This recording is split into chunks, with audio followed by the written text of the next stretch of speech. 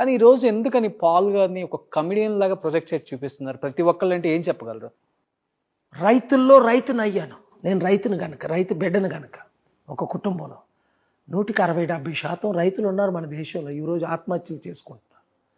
ఒక దళితుల్లో దళితులను అయ్యాను. ఒక కాపు కుటుంబంలో పుట్టి దళితుల అమ్మాయిని పెళ్లి చేసుకొని ఈరోజు నేను చెప్పులు కుట్టాను. ఎందుకు అక్కడ చెప్పులు కుట్టాను? అమెరికాలో చెప్పులు కుట్టినవాడు ఒక ప్రెసిడెంట్ అయ్యాడు. ఇక్కడ చెప్పులు కుట్టిన వాళ్ళు కుడుతూనే ఉన్నారు.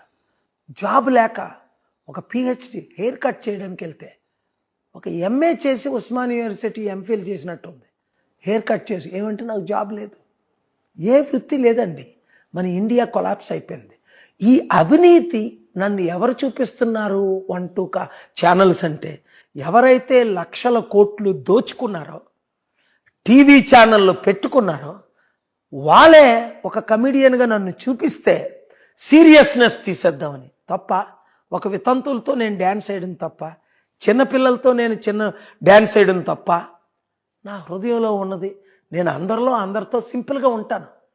ఇదే సంవత్సరంలో మన తెలుగు రాష్ట్రాల్లో నాకు తెలిసైతే 1-2% తప్ప, 1-2 ఛానల్స్ తప్ప ఎవరు కూడా కమెడియన్గా చూడలేదని ఇదే రుజువు.